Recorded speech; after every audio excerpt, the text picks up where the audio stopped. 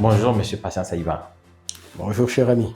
Encore une fois de plus, nous nous retrouvons. Nous sommes dans un monde changeant, mais très numérisé.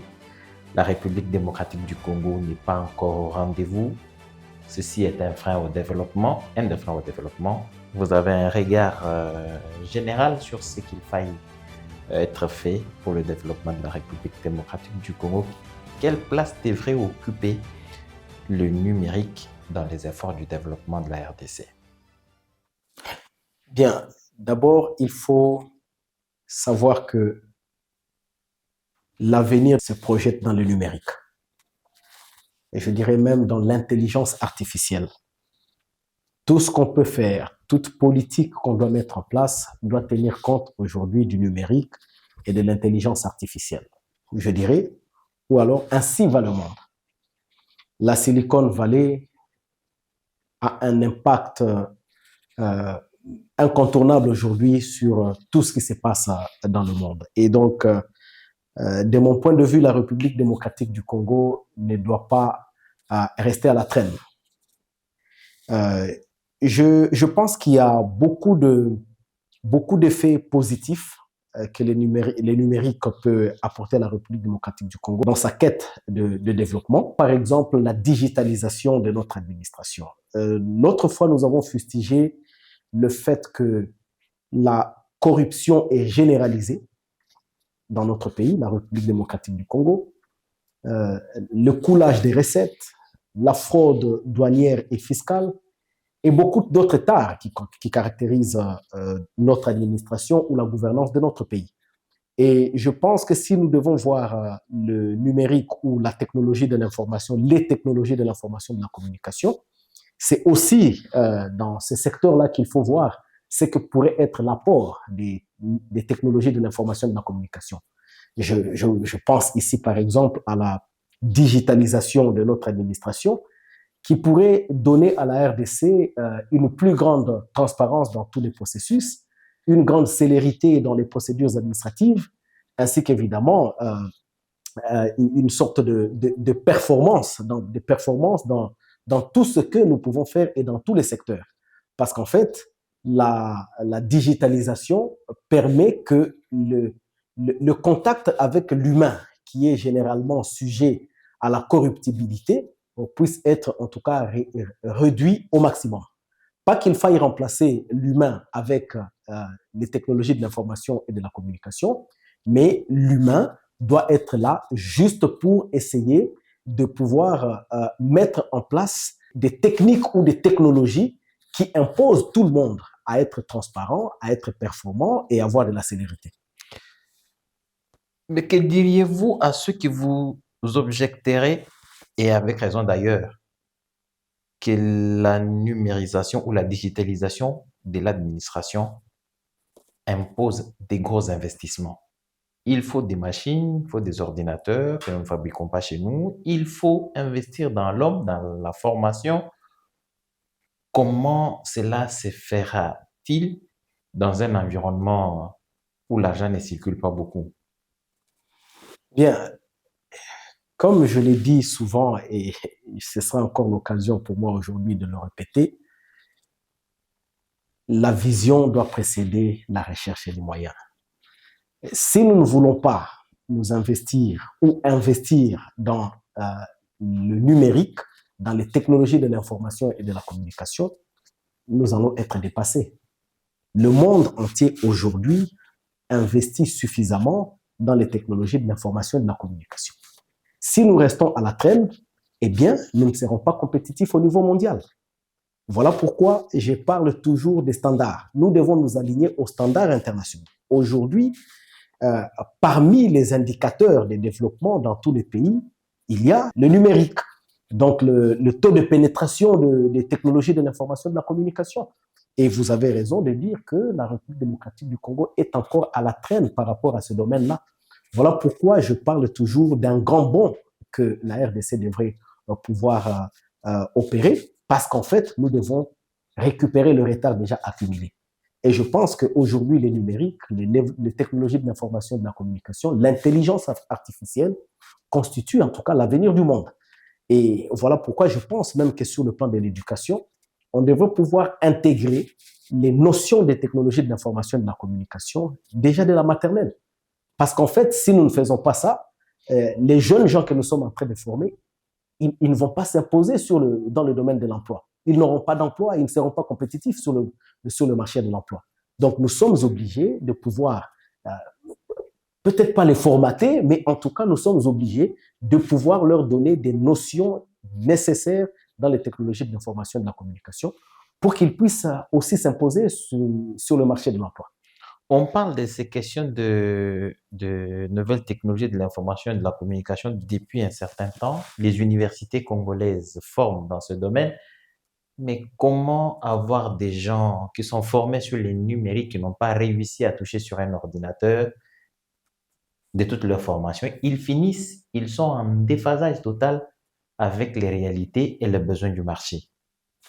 Mais vous avez raison. En fait, quand vous observez le développement de plusieurs pays africains, ce n'est pas un développement inclusif. C'est un développement à deux vitesses. Vous avez une classe des minorités, des gens privilégiés qui ont accès à l'énergie, qui ont accès aux technologies de l'information et de la communication, aux soins de santé et tout ce que vous voulez. Et la majeure partie qui vit généralement dans les milieux ruraux est carrément à l'abandon.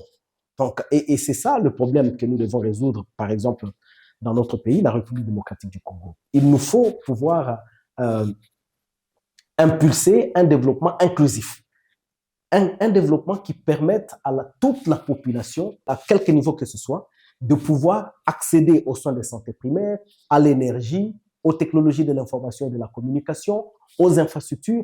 Donc, on doit amener tout le monde à s'impliquer dans le processus de développement et à être bénéficiaire de ces développements-là. Et vous avez raison de dire de poser la question de savoir comment on va y arriver, étant donné qu'il y a beaucoup de disparités dans nos sociétés, essentiellement dans la société congolaise. Mais justement, c'est en résolvant ces genres de disparités qu'on pourra faire bénéficier à toute la population de ces développements inclusifs. Parce que quoi qu'il en soit, les numériques, les technologies de l'information et de la communication ne vont pas s'arrêter. Elles vont continuer à faire du progrès. Et nous devons nous adapter. Nous devons nous mettre au pas. Si nous ne nous mettons pas au pas, nous ne serons pas compétitifs. Et donc, ici, je pense que l'éducation dont ici je suis en train de parler, c'est vraiment une éducation refondée par une gouvernance responsable que nous puissions avoir dans chaque ville, village et petit coin de la République démocratique du Congo des écoles bien outillées pour former des Congolais de demain et qui puissent être aux prises avec les enjeux mondiaux. Vous pouvez, dans le secteur du numérique, partir de quelques exemples qui démontrent qu'avec une administration digitalisée, dans le domaine des finances publiques, par exemple, cela peut nous amener à mobiliser beaucoup plus d'argent et que dans le monde des affaires, il est possible d'économiser le temps et d'être efficace sur les marchés internationaux. Absolument. Aujourd'hui, on parle du e-commerce, le commerce électronique. Le commerce électronique est en vogue. Et donc, nous devons nous empêcher de continuer à réfléchir de manière empirique où il faut forcément prendre son vol pour aller à Guangzhou, aller à Jakarta, à Bombay pour faire des transactions. Aujourd'hui, vous pouvez tout faire en ligne. Vous pouvez passer la commande de vos marchandises en ligne, vous pouvez entrer en contact avec votre transporteur en ligne, votre agence de fret en ligne, et vous allez obtenir votre marchandise au lieu indiqué. Et donc, vous allez faire des économies sur votre commerce, et quand ça s'accumule comme ça, on va faire des économies d'échelle. Ça, c'est une réalité, même sur le plan de la santé. Aujourd'hui, on fait participer, par exemple, il y a des drones qui peuvent transporter des médicaments jusque dans des zones difficiles à accéder par voie routière, par exemple.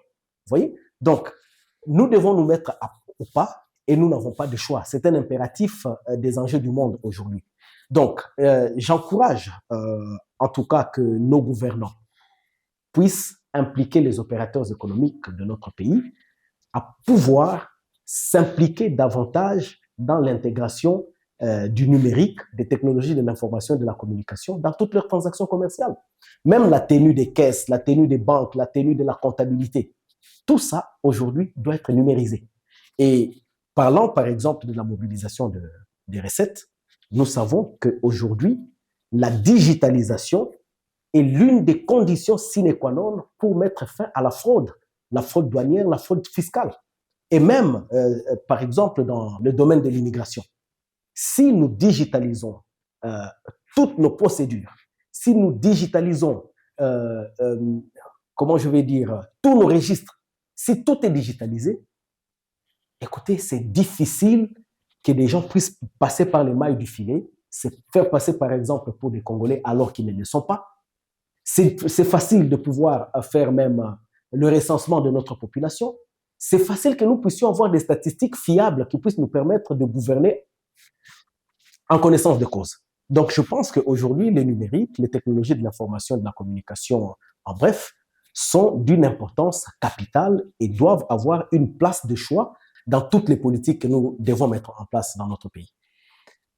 Mais ces questions du numérique ont des questions connexes qu'il faudrait résoudre que la République démocratique du Congo n'a pas encore résolues. J'ai parlé des infrastructures d'accueil, les ordinateurs, on va les amener dans le village, c'est l'outil principal de la digitalisation, où il n'y a pas de locaux, il n'y a pas de construction. On ne peut pas laisser ces matériels de haute technologie sous les intempéries. Ça, c'est aussi un frein à la numérisation des administrations et des procédures dont vous parlez. Oui, d'abord, il faut considérer qu'il est impossible d'imaginer une RDC numérisée dans un désordre caractérisé. C'est impossible. Parce que dans un désordre, comme c'est le cas aujourd'hui dans notre pays, c'est impossible d'abord d'avoir les moyens pour pouvoir numériser ou digitaliser toute l'administration en RDC. C'est impossible de pouvoir trouver les moyens pour construire ces infrastructures adéquates dans lesquelles les technologies de l'information et de la communication vont avoir une place de choix. C'est difficile de pouvoir sécuriser ces matériels qu'on peut acheter même si on a les moyens. Ça veut dire que je parle ici d'un package, d'un tout que je vais appeler gouvernance. Et dans cette bonne gouvernance-là, il y a des imbrications de plusieurs secteurs. Les secteurs des infrastructures, les secteurs du numérique, les secteurs de la santé, le secteur de l'environnement, les secteurs du tourisme. Ça veut dire que nous devons avoir des politiques cohérentes mais inclusives qui nous permettent en fait de pouvoir utiliser les technologies de l'information et de la communication dans tous ces secteurs-là. Mais ceci suppose la bonne gouvernance dans le pays. Le socle de tout, c'est la bonne gouvernance. Placer l'homme qu'il faut à la place qu'il faut, engranger des moyens suffisants dont nous avons besoin pour pouvoir mettre en place nos politiques. Voilà. C'est donc ce qui doit être fait, mais il y a un élément essentiel, c'est l'énergie.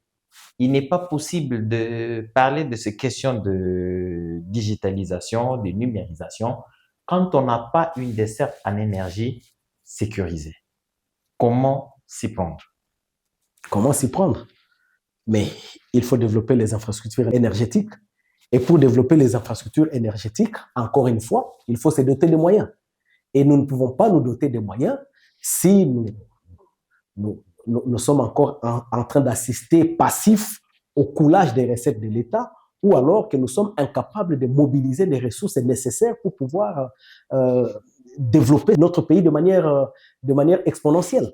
Donc, bref, je pense que la gouvernance, la bonne gouvernance permettrait en tout cas à la RDC de mettre en place des politiques cohérentes qui puissent intégrer tous les secteurs de la vie nationale et où les technologies de l'information et de la communication vont devoir jouer un rôle capital. Les questions de l'énergie se posent à travers l'ensemble de la République démocratique du Congo. Les questions de gouvernance, ce ne sont pas des questions qui vont se résoudre du jour au lendemain, mais ce sont des questions essentielles qu'il faudrait résoudre absolument. Sur les questions de gouvernance, justement, parce que nous allons terminer par là, qu'est-ce que vous suggérez que l'on fasse dans l'amélioration de la gouvernance? L'arrivée de nouvelles personnes implique plusieurs choses autour. La population, sa responsabilité. Qu'est-ce que vous pouvez conseiller en général qu'il faille être fait pour améliorer la gouvernance? Il faut une implication de toute la population, une prise de conscience du peuple congolais. En effet, personne ne viendra développer la RDC si ce n'est nous-mêmes. Dès lors, s'il y a l'éveil de la conscience de la population, nous allons nous doter de bons dirigeants. Nous n'allons plus avoir n'importe qui comme député, nous n'allons plus avoir n'importe qui comme sénateur parce qu'il a donné de l'argent, parce qu'il a des connaissances au niveau des structures qui organisent ces questions-là. Nous allons désormais avoir des dirigeants dignes des enjeux de notre pays. Et donc, qu'est-ce qu'il nous faut pour avoir cette bonne gouvernance? Il faut nous débarrasser de la médiocrité et privilégier la méritocratie. Si nous mettons en place les critères sévères de méritocratie pour pouvoir recruter à tous les niveaux et même au niveau politique, eh bien, nous allons avoir une classe dirigeante digne de la République démocratique du Congo. Regardez aujourd'hui la Chine. La Chine est en train d'étonner le monde entier. Pourquoi? Parce qu'ils ont placé le système de méritocratie comme modèle ou bien comme critère de recrutement des responsables et à tous les niveaux. Si la RDC aussi s'exerce comme la Chine et comme beaucoup d'autres pays qui se sont développés, à mettre des critères de méritocratie pour pouvoir occuper des fonctions, que ce soit au niveau politique, même au niveau de l'administration et à tous les échelons, je pense que nous allons vraiment remonter la pente et la RDC fera parler d'elle dans le monde entier. Et j'y crois, parce que c'est encore possible. Merci. C'est moi qui vous remercie.